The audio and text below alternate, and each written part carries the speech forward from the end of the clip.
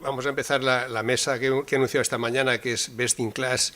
Lo iba a moderar Julio Núñez, que tenía mucha ilusión porque ha estado preparando esto y con la mala fortuna de que pues, en este caso ha sido un problema de salud, una indisposición que no le ha permitido venir hoy.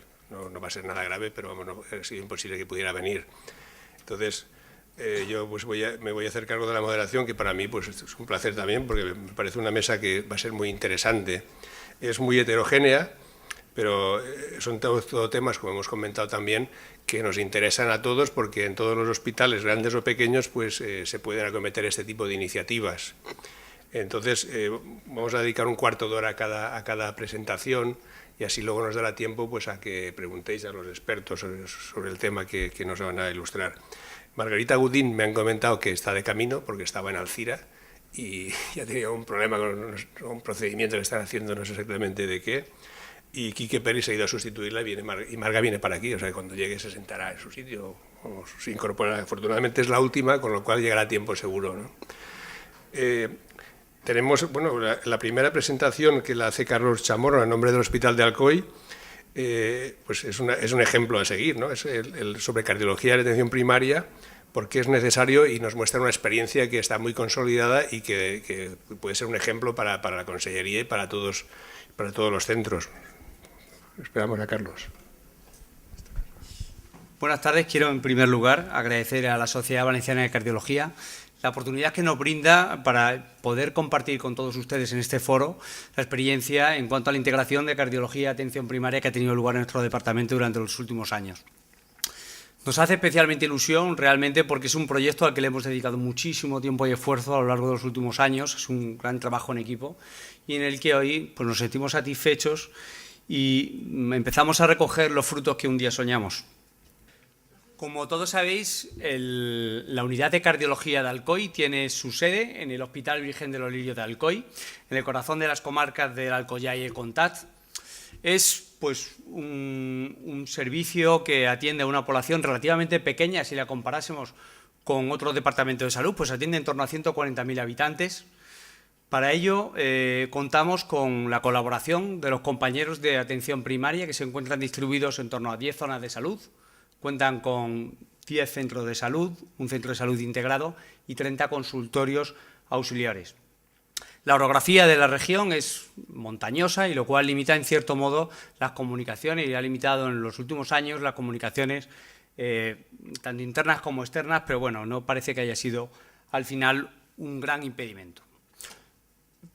Por nuestro lado, la unidad de cardiología es esta, es una unidad de cardiología que cuenta con una sala de hospitalización propia, con 19 camas funcionantes. Contamos con 7 cardiólogos, uno de los cuales es el líder de la unidad, es el doctor Grau. Contamos con un responsable de calidad, el doctor Raso, la responsable de formación y docencia, que es la doctora Sánchez Soriano, y el responsable de atención primaria, que figura que se crea para este proyecto, y que es la doctora Jiménez Carreño. Como parte fundamental del servicio contamos con enfermería, una enfermería altamente cualificada, y entre ellas cobra especial relevancia las 3 enfermeras que pasan con nosotros consultas, y no solamente consultas, sino también consultas de rehabilitación y consultas de insuficiencia cardíaca, con unos resultados que consideramos excelentes. La población a la que atendemos es esta, es una población relativamente mayoritariamente adulta, con una tendencia al envejecimiento y por lo tanto susceptible de sufrir enfermedades cardiovasculares. Bien sabemos que las enfermedades cardiovasculares siguen suponiendo la primera causa de mortalidad en nuestro entorno y que a pesar de los avances en el diagnóstico y en el tratamiento y que hemos conseguido reducir de forma drástica, como comentaba antes el doctor Bertomeu, la mortalidad, no ha sido así su morbilidad y cronicidad, que tiende a aumentar de forma exponencial y de igual manera y de forma paralela la demanda de asistencia. Podría acabar aquí y decir, bueno, ¿y por qué entonces es necesario atención primaria? Pues parece lógico, parece obvio que atender a esta alta demanda de atención cardiológica en solitario resultaría descorazonador, insoportable e insostenible a largo plazo. Se hace, por tanto, necesaria la búsqueda de aliados, y qué mejor para ello que nuestros compañeros de atención primaria, que se encuentran, desde luego, más cercanos al entorno del paciente y que son más numerosos. Bueno, aquí les muestro de forma esquemática el mapa de proceso de la unidad de cardiología de Alcoy. Es una unidad de un hospital comarcal y, por lo tanto, no difiere mucho de otras. paciente accede a nuestra unidad habitualmente a través de una petición del médico de atención primaria. Una vez que toma contacto con nosotros, ponemos a disposición nuestros recursos, tanto los propios como los ajenos, recursos ajenos que son suministrados por proveedores internos, UCI, radiología, laboratorio, o externos, que son muchos, y a los cuales estamos agradecidos: hemodinámica, arritmias, cirugía cardíaca, resonancia, cardiopatía congénita, bueno, muchos. Pero una vez solucionado el problema del paciente y bien gestionado, consideramos necesario dar salida al paciente del sistema. Solo así garantizaremos la sostenibilidad a largo plazo del mismo. Y en todo momento, para poder llevarlo a cabo, va a ser necesario mantener una relación cordial basada en el respeto y en la confianza, y una comunicación continua y bidireccional con todas las partes implicadas, tanto con clientes como con proveedores. Así lo intentamos. ¿Y por qué atención primaria es una prioridad para nosotros? Pues resulta una prioridad, resulta obvio, que la puerta de entrada del paciente y la tarjeta de visita la representa precisamente atención primaria en la mayoría de los casos al sistema sanitario y, por ende, a nuestra unidad. De su buen hacer no solamente va a depender el adecuado filtrado de los pacientes, sino además su priorización en cuanto a gravedad, urgencia o preferencia o de carácter ordinario. Pero no solamente va a ser una cuestión numérica, no va a ser una cuestión de que el paciente, que nos envíen muchos o pocos pacientes, es una cuestión de que debe ser un objetivo común que ya atención primaria haya iniciado un plan diagnóstico terapéutico en nuestros pacientes. El hecho de que un paciente acuda a nuestras consultas con un mínimo de pruebas diagnósticas ya realizadas y un tratamiento ya prescrito por el médico de cabecera supone un increíble ahorro de tiempo y esfuerzo para todos, incluido sobre todo para el paciente.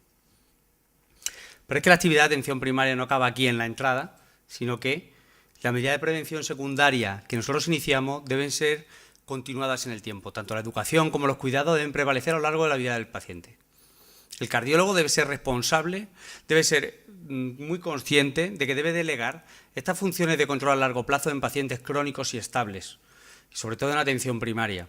Solo así podrá mantener la puerta abierta siempre a la revaluación, siempre y cuando sea necesario.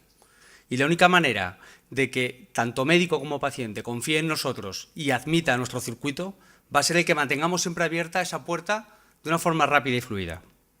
Bueno, y esta es la declaración de intenciones, que está muy bien, pero bueno, a continuación les voy a mostrar qué es lo que hemos hecho en Alcoy para intentar lograrlo. Lo primero, como hemos comentado, la comunicación la hemos considerado como algo imprescindible. Se hace necesario establecer medios que permitan esa relación de comunicación, medios que permitan escuchar sus necesidades y a la par ser oídos, medios que nos permitan plantear necesidades y a la vez proponer las soluciones, y medios que permitan intercambiar la solución. ¿Qué hemos hecho para ello? Bueno, pues en principio se ha redactado este documento que lleva por título Integración de cardiología con atención primaria, donde queda perfectamente reflejado el papel de responsable de atención primaria por nuestra parte. Y por otro lado, queda reflejado el papel del referente para cardiología en cada centro de salud, por la suya. Resultaría utópico pretender que los médicos de cabecera sean superespecialistas en cardiología, digestivo, medicina interna, en todas las áreas. Esto resultaría utópico, pero podría ser aspirable reclutar a alguno en concreto en cada centro de salud con inclinaciones cardiovasculares y que sirva de consultor para ellos y de interlocutor para nosotros. Será una persona que va a tener un trato preferencial en cuanto a que va a tener una formación más específica y va a participar en todos aquellos proyectos que cardiología genera y que nos vincula a cardiología con atención primaria. Además, cardiología se viene comprometiendo desde hace muchos años a la emisión de informes de asistencia de calidad, pero no solamente informe de calidad al alta. Es habitual que un paciente salga al hospital con un buen informe de calidad, con un buen informe de alta, pero hay muchos pacientes que nunca ingresaron al hospital o pacientes que ingresaron al hospital hace 10 años y, entre tanto, su situación clínica ha cambiado de forma llamativa. Debemos comprometernos a tener informes en cada consulta y volcarlos en los sistemas de información que tengamos. Cardiología de Alcoy viene desarrollando esta actividad gracias a que cuenta con historia clínica informatizada desde 1994. ello hace pues, que el médico de cabecera continuamente y el paciente tengan conocimiento del plan diagnóstico y terapéutico realizado en futuro. Otro recurso que se está diseñando son las consultas no presenciales. Se están planteando los requisitos para poder hacer estas consultas no presenciales. Requisitos que pensamos que hay que diseñarlos muy bien y definirlos muy bien, porque no solamente se trata de que sea eficiente y solucionar muchos pacientes de corto plazo, sino que debe ser seguro. Una consulta no presencial, mal llevada, por lo menos desde nuestro punto de vista, puede resultar en ocasiones nocivo. Para llevar a cabo todo este plan, además, nos apoyamos en sistemas tan sencillos como el teléfono. Muchas veces una simple llamada por teléfono puede solucionar un paciente fácilmente. Los cardiólogos de la unidad de Alcoy estamos disponibles durante el horario laboral de forma absoluta para los médicos de atención primaria para que consulten todas las dudas que consideren oportunas. Y esto se complementa muy bien con la creación de esta carpeta, de una carpeta compartida en el servidor, una carpeta en la que el médico de cabecera tenga acceso y pueda subir iconografía, imágenes, electrocardiogramas. En el proceso de formación y en un intento inequívoco de acercarnos a lo que es la gestión clínica de un área funcional y multidisciplinar de cardiología, no podemos limitarnos a la formación de los cardiólogos de la unidad. Se hace necesario difundir esa formación a todo aquel personal que se relacione directamente con el paciente cardiológico. Y ello incluye a cuidados intensivos, urgencias y, por supuesto, atención primaria. Para esta función se desarrolla el papel y la figura del responsable de formación y docencia. De entre los proyectos que se han llevado en Alcoy entre cardiología y atención primaria, el que consideramos más fructífero ha sido las reuniones las reuniones presenciales que tienen lugar entre cardiología y atención primaria, que se vienen desarrollando desde el 2006. Son unas reuniones que tienen lugar en su centro de salud. Nosotros vamos a su lugar de trabajo a trabajar en un plano de igualdad y de equidad. ¿Cómo se diseñan estas reuniones? Pues se pretende dar, y se suelen dar, 3 reuniones por cardiólogo y año, lo que supone unas 18 reuniones anuales. Estas reuniones serán financiadas, pero no condicionadas en cuanto a sus contenidos. Nosotros y los médicos de cabecera elegimos el contenido que nos interesa y buscamos apoyo y financiación. Esa financiación, todo esto se hace de una forma, lógicamente, absolutamente transparente y en el marco de la legalidad y la normativa que regula la Consellería. Se persigue un cuádruple objetivo. En primer lugar, la divulgación de un contenido eminentemente científico desde un punto eminentemente práctico. Se hace hincapié en aquellas situaciones clínicas que nosotros consideramos mejorables, la insuficiencia cardíaca, la anticoagulación, fibrilación auricular, aquellos aspectos que consideramos deficientes, o en aquellos aspectos o temas que atención primaria tenga un especial interés.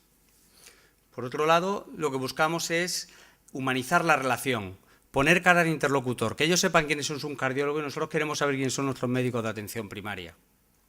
Esto resulta imprescindible si queremos fortalecer esa relación de confianza y respeto entre ambas partes. Pero es que, esto además se hace en un ambiente ya más distendido. Acaba la reunión científica, nos sentamos a la mesa y nos ponemos a hablar.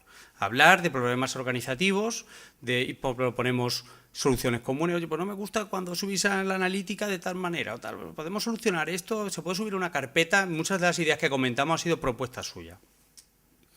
Y por último, sirve para darle publicidad a los procesos, a la innovación y a la cartera de servicios que cardiología ofrece y que en algún modo les afecta. También en el plano de formación y de docencia, cardiología trabaja en multitud de cursos, congresos. Todos estos que les muestro aquí son cursos y congresos que se ha participado de forma conjunta con atención primaria. En unos casos como oyentes, asistiendo a reuniones como la Sociedad Española de la secciones de la Sociedad Española de Cardiología, acudimos con ellos de la mano a temas que nos parecen de especial relevancia para ambas partes. En otras ocasiones, como por ejemplo los talleres del taller de electrocardiograma de Alcoy o el curso de electrocardiograma de médico de atención primaria, se imparte entre cardiólogo y médico de atención primaria. Son cursos que se den desde los dos puntos de vista. Y últimamente se ha desarrollado el que acaba de finalizar este último proyecto, que es en el que el cardiólogo plantea la situación de la anticoagulación en nuestro departamento, que consideramos ampliamente mejorable, imagino que igual que consideráis vosotros en los vuestros. Y es el médico de atención primaria, que será uno de los referentes de cada centro de salud, quien hará la propuesta de mejora a sus compañeros. Si miramos el TRT, quién lo mira, quién no lo mira, qué hacemos cuando el paciente está mal anticoagulado, lo anticoagulamos, no lo anticoagulamos. Eso lo proponen ellos. Y ellos mismos han llegado a proponer las soluciones. Y la verdad es que en muy poco espacio de tiempo ya estamos empezando a recoger unos frutos muy interesantes. En el plano asistencial se desarrollaron las vías clínicas ya desde el 2008, la vía clínica de insuficiencia cardíaca, de fibrilación auricular y más recientemente la del dolor torácico no mecánico, que se compromete la atención de estos pacientes en un plazo inferior a ser posible de una semana. Estas vías clínicas pues, se plantean y quedan perfectamente definidos los requisitos para la atención a los pacientes de una manera más eficiente, tanto en el plano diagnóstico como terapéutico. Y bueno, ahí no se va a ver nada, lógicamente, bueno, está ahí como ejemplo, pero bueno, viene definida ahí. Y un poco en cuanto a los resultados son estos. Nosotros vemos, bueno, primero, ¿qué hemos hecho? ¿Qué ha pasado en estos años? Pues, bueno, lo primero que queremos presentar es que claramente nuestro principal peticionario de primeras consultas es atención primaria. Es el máximo demandante, el más interesado en nuestros servicios. Y esa demanda es exponencial, como era previsible. Vemos que va aumentando de forma progresiva a lo largo del último año, aunque bien se ha venido estabilizando. ¿Qué hace cardiología ante este aumento de demanda, ante esta presión? Intentar dar más altas a los pacientes estables para poder dar acceso a aquellos pacientes que realmente lo requieran. Podemos ver que a medida que aumentan las primeras, reducimos las segundas, las sucesivas. De manera que el cociente sucesivas primeras se reduce de forma significativa a lo largo de los últimos años. Pero es que esta atención intentamos que además cada vez sea más eficiente, más completa. La incorporación del recurso de la ecografía en consulta ha supuesto un gran avance. Podemos ver que en el 2011 se realizaban en torno a 1.000 ecografías en consulta. Ahora en el 2016 se superan las 3.000. Ello ha supuesto un importante avance en el diagnóstico precoz y en el tratamiento de enfermedades cardiovasculares, o por contra en su despistaje, lo que permita el alta en acto único en muchísimos casos. Y prueba de que el sistema está sano, saneado y que permite la atención de cuantos pacientes lo necesiten, es la corta lista de espera. A fecha de hoy, la lista de espera para una consulta preferente son 4 días y para una consulta ordinaria es entre 3 y 4 semanas. Y si pensamos que esto se consigue a base de tener explotado y quemado al personal, nada más lejos de la realidad.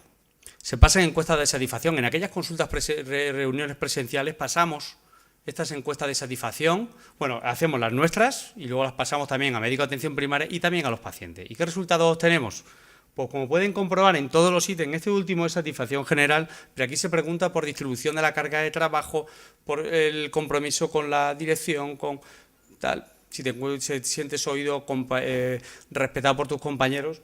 No un año, todos los años salen valores de satisfacción muy superiores al 8, 8,5, 8,8. Y cuando le pasamos la encuesta de satisfacción al médico de atención primaria, preguntándole sobre si está satisfecho con la información, con el servicio que se le presta y con múltiples aspectos, los resultados son muy similares. El médico de cabecera no se siente presionado, ni se siente boicoteado, ni nos ve como un enemigo en nuestro departamento.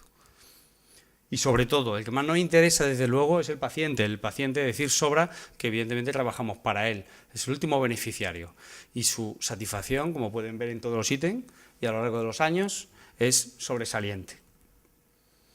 Por último, bueno, no puedo despedirme de esta charla sin agradecer a todos y cada uno de los compañeros de la unidad que hacen posible que esto se pueda llevar adelante, y sobre todo al doctor Grau, que es el verdadero líder, el que ha creado el programa, este proyecto, y el que mantiene la llama de la ilusión en todos nosotros, que es lo que hace que esto pueda prosperar. Sin ilusión y sin ganas de trabajar, esto no podría haber seguido adelante.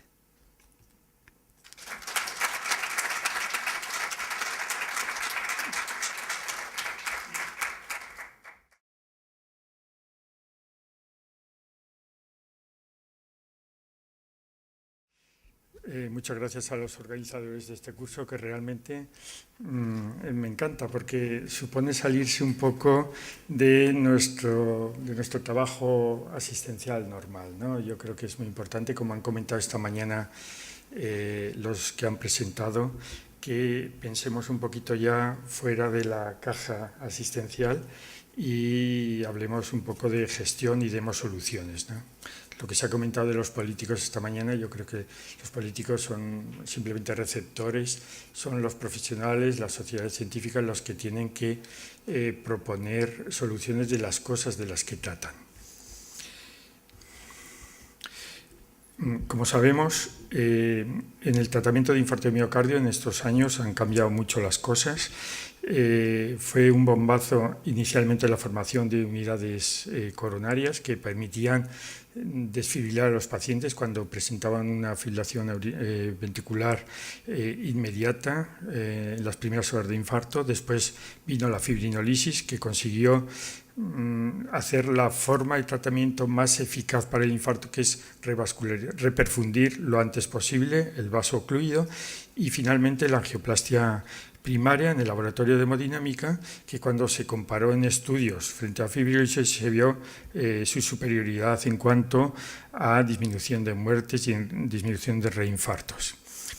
En base a estos estudios, varios organismos vinculados a las sociedades científicas, tanto europea como americana, impulsaron proyectos para aumentar la tasa de reperfusión de los pacientes que tenían infarto y la tasa de intervención, es decir, conseguir que un porcentaje importante. En el Stanford Lace se pensó al principio que el objetivo era que al menos 70% de los pacientes que tuvieran infarto de miocardio fueran tratados con angioplastia primaria, pero también un objetivo secundario muy importante es que la tasa de reperfusión, sea de la manera que fuera más, porque lo que ocurría es que con fibrinolisis había un porcentaje relativamente importante, a veces el 50% de la población con infarto, que no se trataba, no se reperfundía de ninguna manera.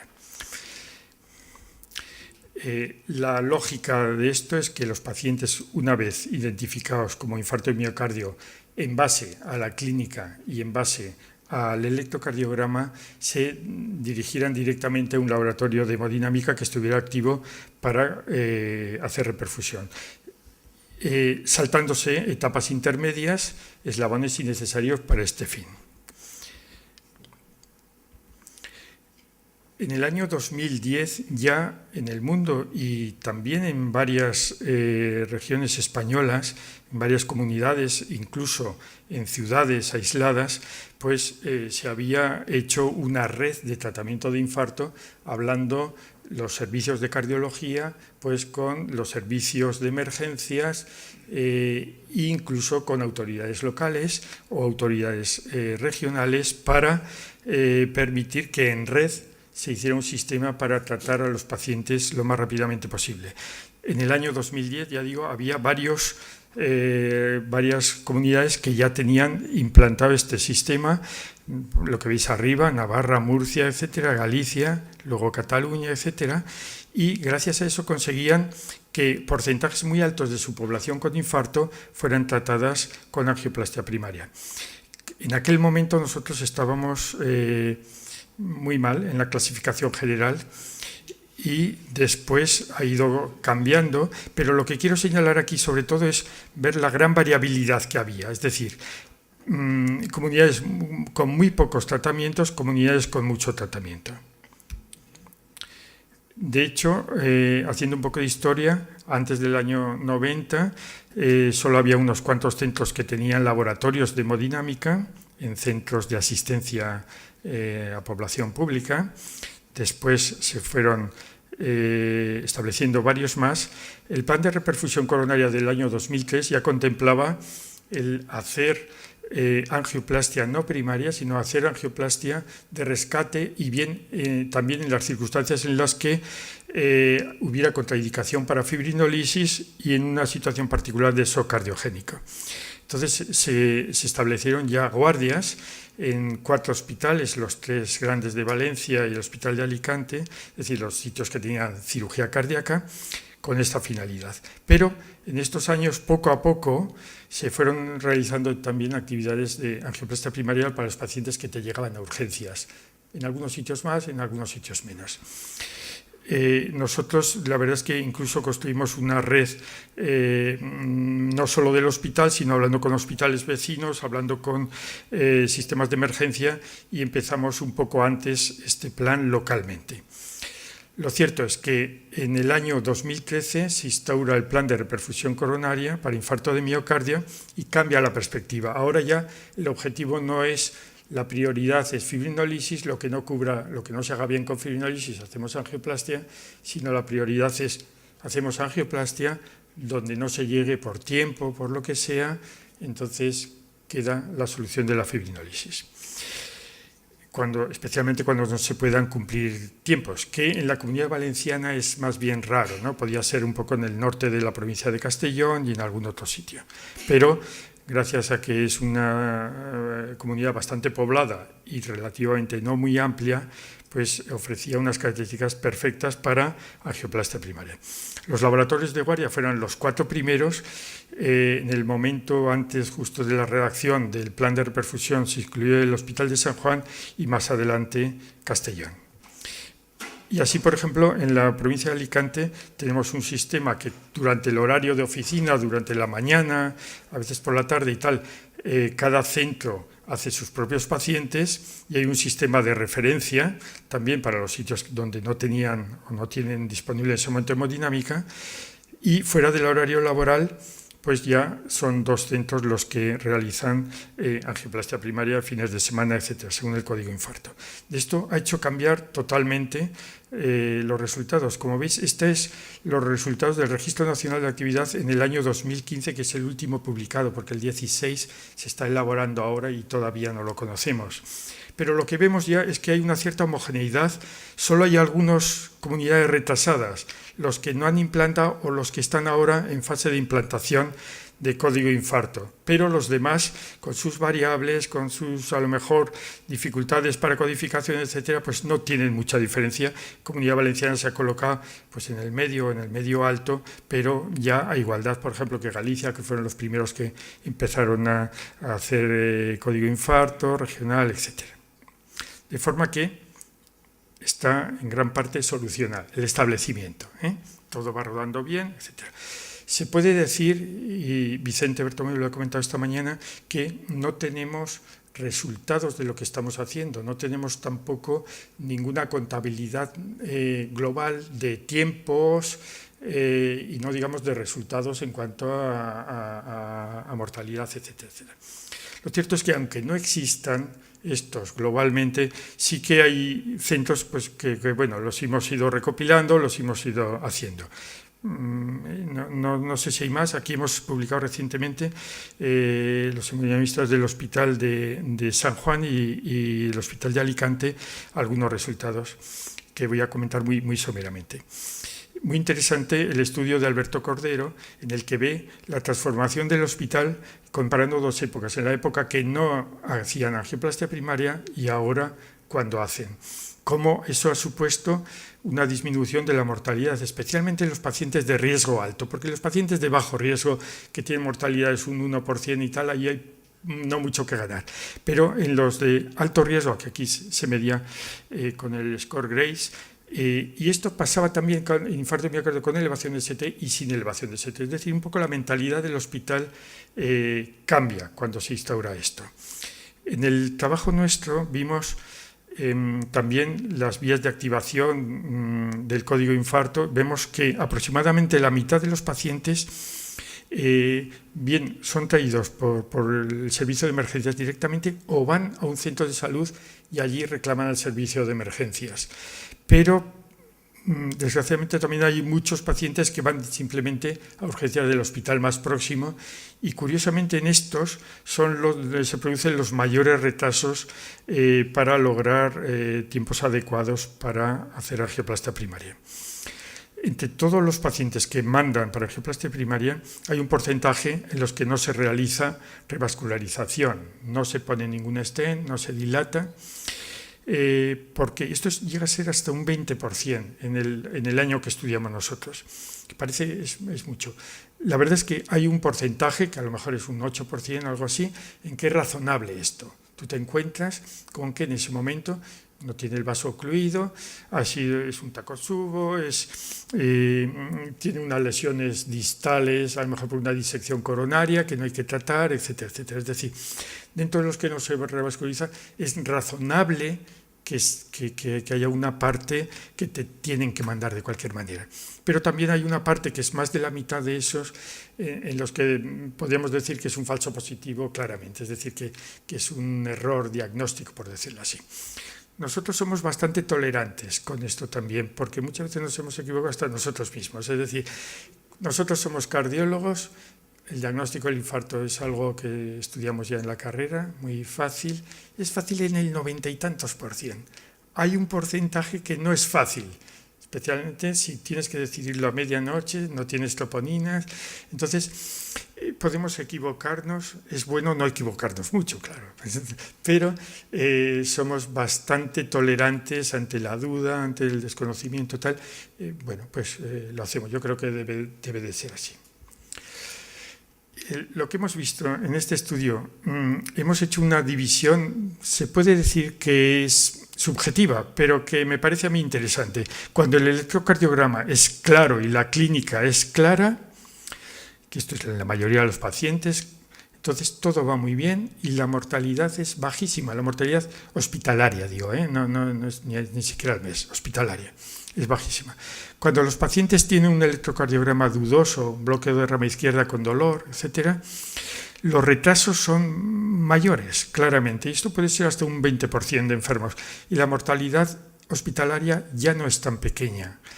Y los pacientes ya más complejos, con shock cardiogénico, reanimados de una parada cardiorrespiratoria, etcétera, los pacientes son pocos, claro, no tienen tanto retraso de tiempo como los anteriores, pero en cambio en esto se concentra la mayor mortalidad.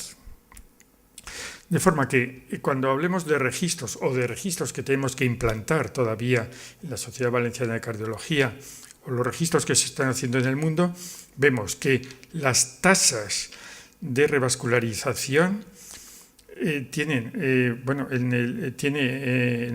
un numerador en el que es muy fácil de decir cuántos pacientes has hecho angioplastia. Estos son más o menos los resultados que cada año damos a la Sociedad Española de Cardiología para que salga en el registro de hemodinámica. Pero el denominador, que es el número de pacientes que en tu población ha tenido síndrome coronario agudo con elevación de ST, no es tan fácil construirlo. Es un poco más difícil esto. En los registros tenemos que tenerlo en cuenta. Entonces, es en ese denominador qué gente hay. Desde luego los que tratamos, pero también algunos que no tratamos. Y esto, desde el punto de vista del laboratorio de hemodinámica, lo desconocemos 100%. He pedido ayuda a la gente de los compañeros de unidades coronarias y que tienen un magnífico registro, el registro ARIAM en la Comunidad Valenciana, y me han proporcionado algún dato recién hecho, ¿no? Se ve aquí, con sus datos, con los pacientes que ingresan en las unidades coronarias, el tratamiento de reperfusión que han tenido los infartos. Y se ve cómo ha habido en la Comunidad Valenciana un cambio notable, ¿no? Desde el año 2012 hasta ahora. Este cambio fue más importante en 2013 y 2014, lógicamente con la implantación del código infarto en toda la Comunidad Valenciana. Cuando se ve el desglose que hicieron por provincias, sí, aunque es verdad que hay que decir que este código, este registro, no es un registro voluntario, no es continuo, es a cortes, y hay algunas comunidades, algunas comarcas que no entran. Pero bueno, aquí se ve cómo pues en este medio ha ido aumentando, quizá Alicante más simplemente porque empezamos antes, ¿no? Y aquí se ve por provincia y además temporalmente también. Vemos como de todas maneras hay un porcentaje del 10, 12, 15% de pacientes que todavía no se reperfunde hoy en día con los datos que tienen las unidades coronarias. Entonces, había que decir, como los políticos, ¿no? Quiero dar un mensaje de tranquilidad. Es decir, lo importante está hecho, lo importante está hecho. Es distinto establecer un plan que das el gran salto que implementarlo. Implementarlo ya es un poco más complicado.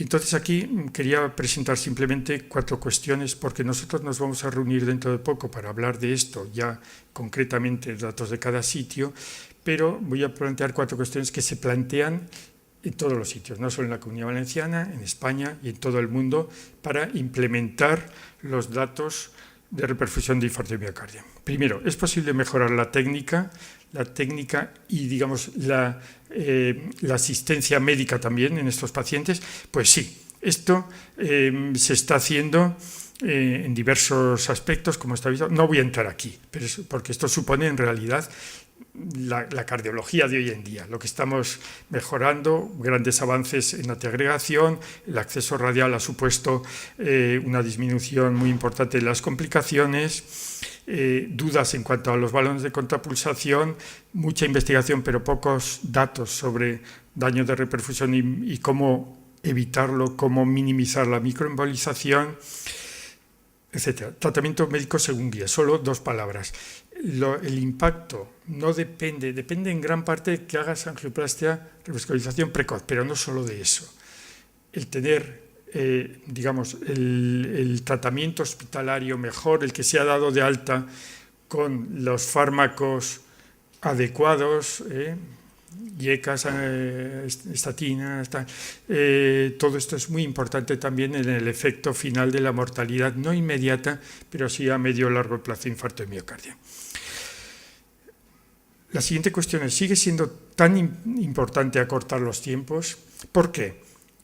Hace unos pocos años se publicó el registro americano de datos cardiovasculares en el que se vio que en una serie de años habían disminuido notablemente los tiempos de atención a los pacientes que tenían infarto de miocardio, en cambio la mortalidad no había cambiado.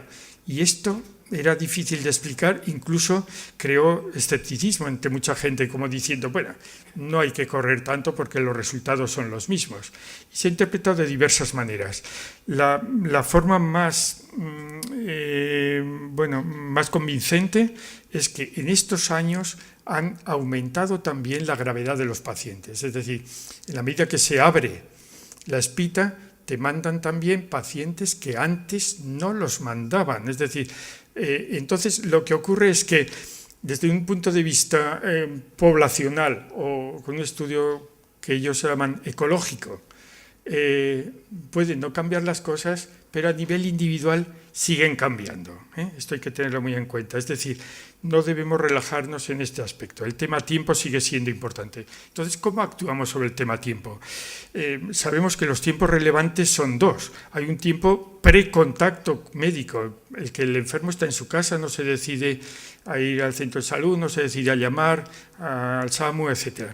De esto es el más difícil, tiene que ver más bien con la educación del paciente.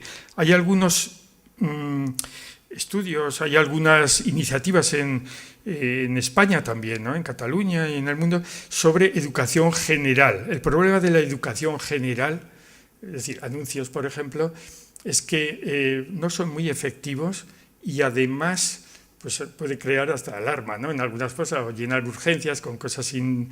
Entonces, hay gente que combina educación general y sobre todo con selectiva de la población de riesgo. Por ejemplo, una cosa que no solemos hacer es a los pacientes que han tenido un síndrome coronario agudo, del tipo que sea, o angina, simplemente, decirles al alta todas las recomendaciones. Incluso si usted tiene un dolor persistente del mismo tipo, pues llame a emergencias. Está claro que muchos infartos son nuevos, pero también algunos son recurrentes de pacientes ya diagnosticados. Es decir, hay bastante investigación sobre esto, pero en realidad pocos resultados, ¿no? Para el tratamiento, para esa etapa premédica.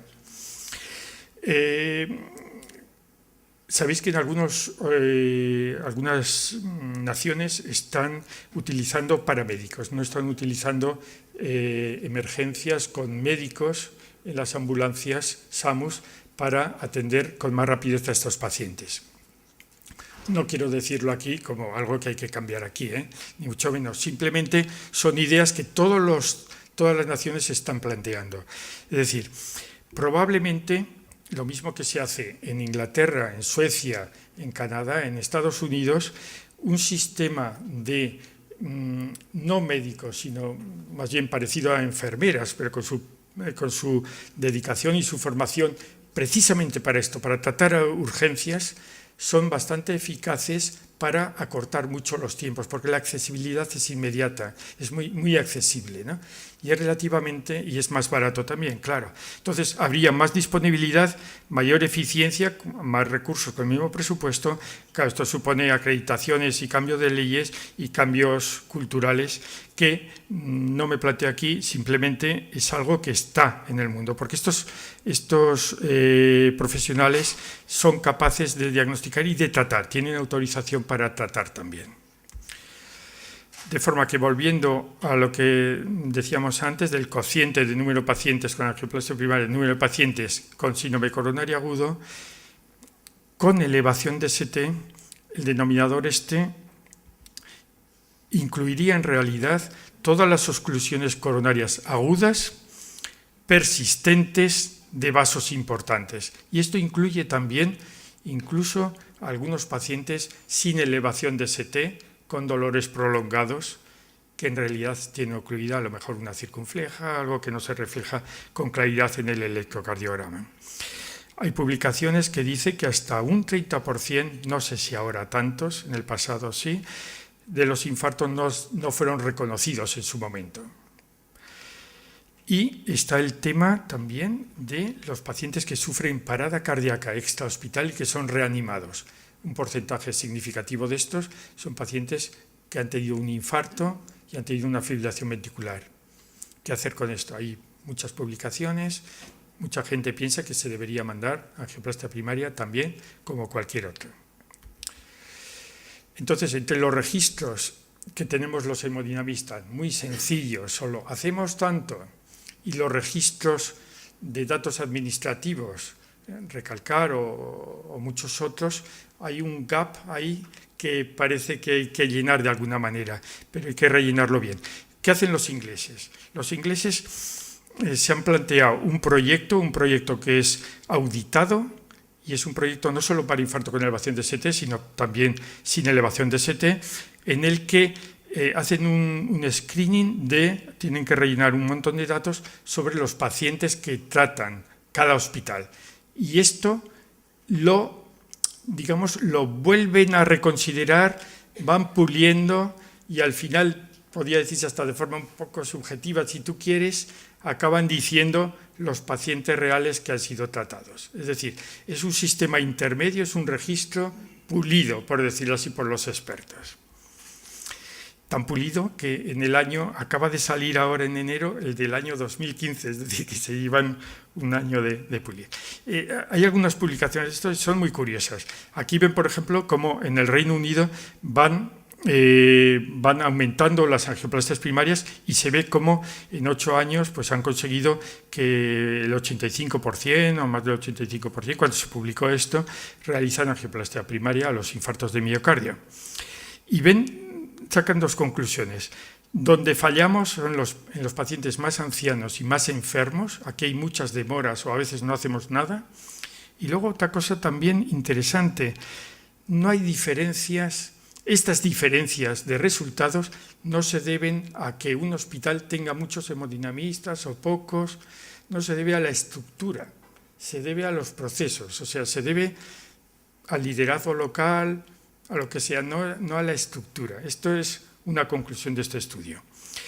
Porque cuando hacemos registros, especialmente si se publican, como en algunos sitios en Estados Unidos, se publican y de ahí sale también comparaciones entre hospitales, entre regiones, tenemos que tener en cuenta los peligros de esto. Está muy bien, pero hay que tener en cuenta las limitaciones. Por ejemplo, en Estados Unidos, aquí mandan una carta al director diciendo, en nuestra área, en Michigan y tal, de todos los pacientes que nosotros registramos, nos permite las autoridades que excluyamos algunos pocos, los que consideran que no son sistémicos. Es decir, por ejemplo, un paciente ha sido reanimado en la calle, el que haya retrasos, esto no depende de la ambulancia de mí, sino de que están allí, o que un paciente particular me cuesta mucho avanzar el catéter porque tiene una no sé qué. En fin, entonces permiten exclusiones, ¿no? Si permites exclusiones, Entonces, aunque las exclusiones son el 20%, eso supone más del 50% de la mortalidad de los enfermos, ¿no? Es decir, estamos erosionando el denominador de lo que considerábamos. No deben estar tan claras las cosas en cuanto a los registros cuando la Sociedad Europea de Cardiología ha lanzado también un registro también auditado, también voluntario y auditado, sobre el tema, que presentarán en el Congreso, resultados en el Congreso de este próximo verano. En cuanto a los datos administrativos, es una foto magnífica, aparece todo el mundo, pero es una foto borrosa, probablemente poco precisa. Entonces, los ingleses, cuando han comparado también los datos administrativos de ellos con los datos de este registro auditado MINAP que llaman, se ven pues como hay diferencias pequeñas o grandes. Es decir, en el último año, por ejemplo, cuando según unos eran 20.000 los infartos que serían tratables, según otros eran 30.000. Ya termino con esto. Sí. Lo último, podríamos pensar entonces en una cosa que lo que es importante que son los horarios, las referencias, el corto tiempo. Una solución un poco mágica sería, bueno, pues angioplastia primaria en la mayoría de los hospitales. Pero, curiosamente, como pasa en muchas otras actividades, en cirugías especiales o lo que sea, pues incluso aquí también hay diferencias en cuanto a resultados y a mortalidad según un poco la importancia de los hospitales. Esto en Estados Unidos y en Inglaterra pasaba. En Estados Unidos, en esta proyección, en esta publicación del año 2013, se ve los estados que tienen mucha dotación, mucha estructura de hemodinámica, que son los negros, es decir, donde hay por población muchos laboratorios de hemodinámica. Y en esta otra se ve, que es otra publicación, donde hay más mortalidad en estos estados. Es decir, aquí no hay causalidad, no tiene nada que ver, pero desde luego indica que no el haber muchos hospitales pequeños con hemodinámica resuelvan las cosas. Por último, se ha comentado esta mañana cómo a veces cuando ya las cosas están establecidas, las dotaciones son suficientes, los incrementos de los beneficios en salud son pequeños o necesitan grandes cantidades de dinero y que tenemos que pensar un poco de otra manera, ¿no? Tenemos que pensar con gestión, como lo estamos haciendo hoy mismo, ¿no? Entonces, un ejemplo solo en Dinamarca. Dinamarca es uno de los países pioneros en angioplastia primaria. Son los que hicieron todas las publicaciones de Tanami, etc. Dinamarca solo tenía 5 laboratorios de hemodinámica. Bueno, pues han decidido pasar a 4. Es decir, entonces hacen angioplastia primaria pues en la isla que es donde está Copenhague para 2,5 millones de personas. Hacen unas 1.000 angioplastias en un solo hospital y ellos dicen que hay que hacer bien las cosas así. Es curioso cómo algunas sociedades se mojan mucho en esto, ¿no? Como los ingleses. Este no habla de hemodinámica, habla de otras cosas. A veces los cambios de gestión, que a veces llevan a concentraciones, llevan a mejora también, a beneficios clínicos, que antes no habíamos pensado en eso. De forma que el plan de tratamiento de infarto agudo de miocardio en la Comunidad Valenciana ha contribuido a un drástico crecimiento en la tasa de angioplastia primaria, a una drástica disminución de pacientes sin reperfusión. Esto es muy importante.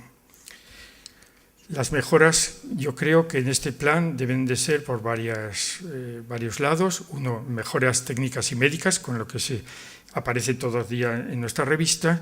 Mejoras en los tiempos. 2 cosas. Una, corregir los errores sistemáticos. Es decir, yo creo que si en un hospital no reciben la llamada directamente los hemodinamistas, sino los médicos de UCI, estábamos comentando, aunque suponga poco retraso, minutos, lo que sea, estamos perdiendo un poquito el tiempo ahí, ¿no? Es decir, hay que hacer cambios para que no haya errores sistemáticos y luego, sobre todo, corregir los que se salen de la norma.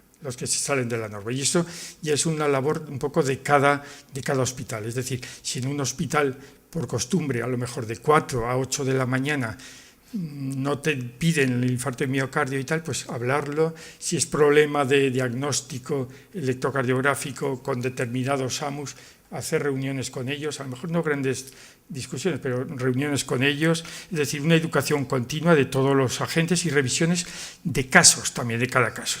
Y yo creo que los registros, cuando los hagamos, tienen que ser con datos pertinentes y auditados y con interpretación no libre de los datos, sino interpretación, digamos, académica, es decir, de las personas que están elaborándolo y que saben los pros y los contras y todo. Gracias.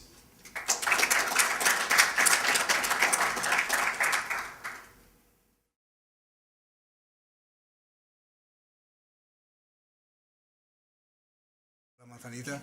Bueno, vamos a hablar sobre este tema.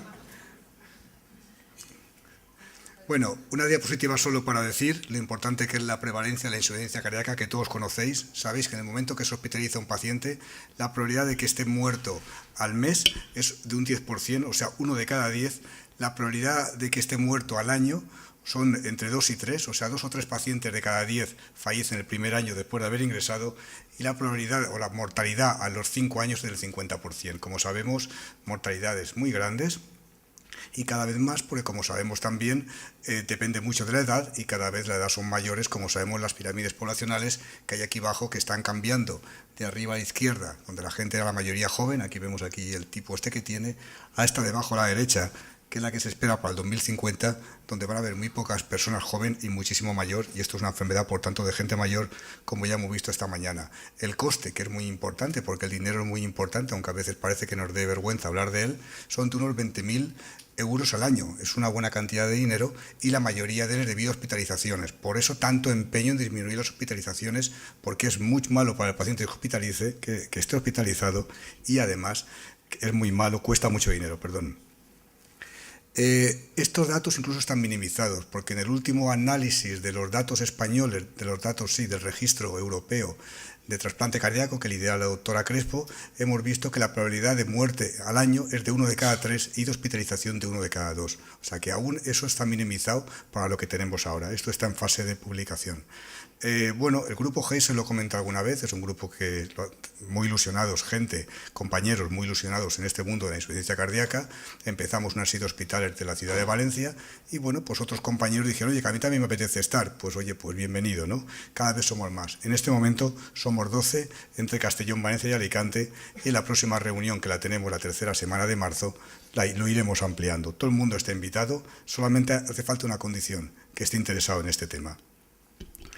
Una ruta asistencial, ¿qué es lo que es? Bueno, yo creo que esto también lo sabemos, más o menos. Realmente lo que es un pacto entre profesionales que se dedican a un tema, en este caso la insuficiencia cardíaca.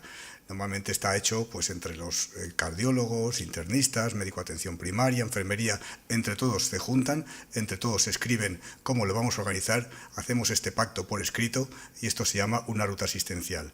Y realmente lo que dice la ruta es cómo nos lo vamos a organizar.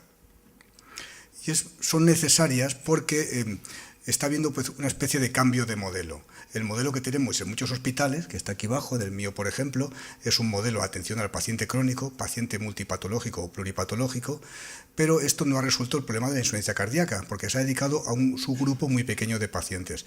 Esto, lo lógico y lo que está pasando es que tiene que evolucionar hacia otro modelo, un modelo mucho más integrado de todos los profesionales, un modelo de integración sanitaria y social para mejorar la continuidad asistencial.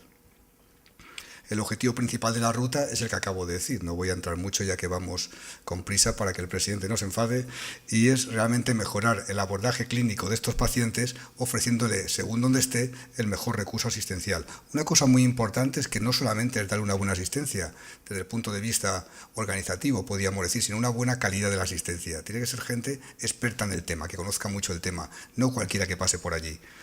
Una serie de objetivos ya no principales, pero también muy importantes dentro de las rutas asistenciales es reducir la variabilidad clínica, como veis aquí, favorecer la continuidad asistencial y aumentar la implicación, por supuesto, del paciente y de su familia, lo que es empoderar a ellos para que también ellos cojan su responsabilidad.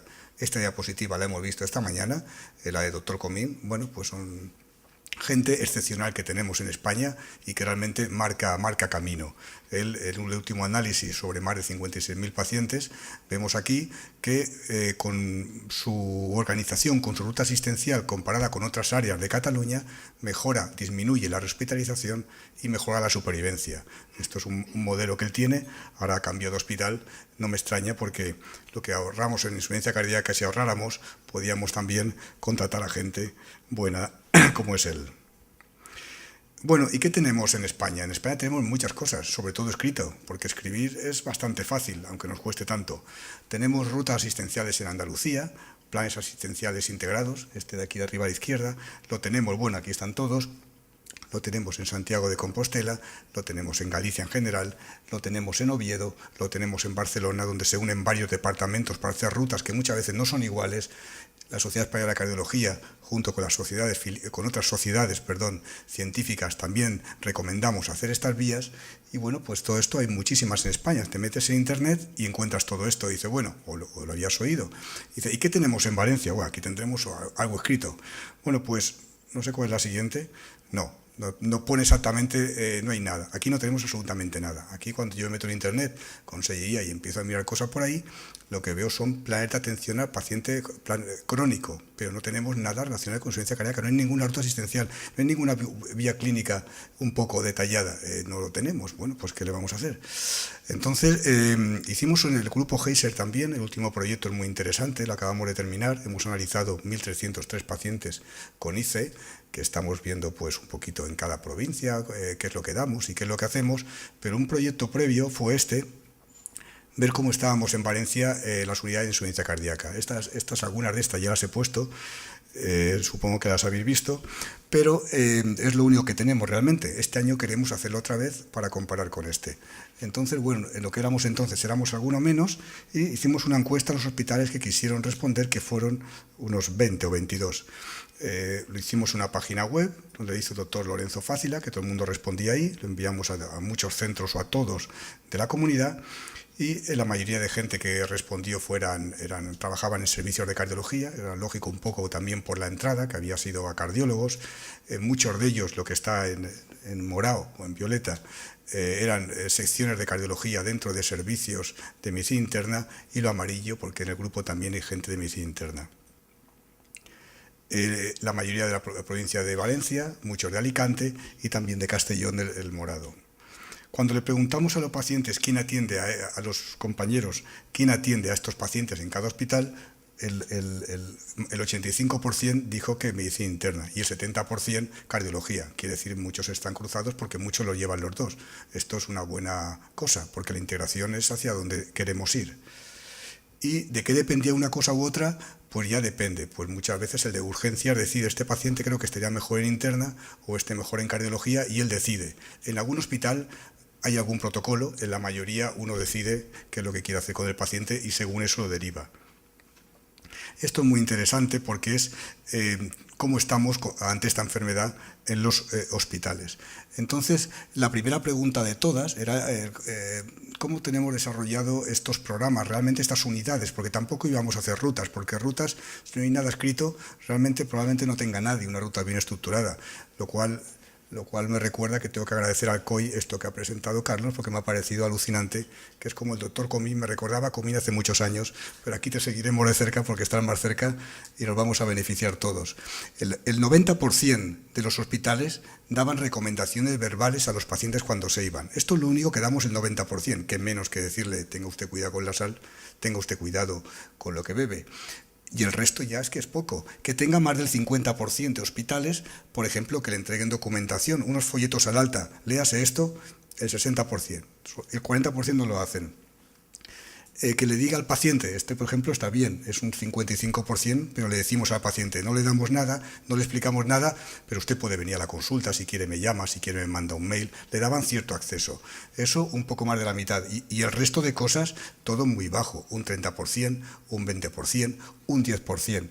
Por ejemplo, recomendaciones en la carta de alta, un 30%, voy a leer algunas para no extenderme.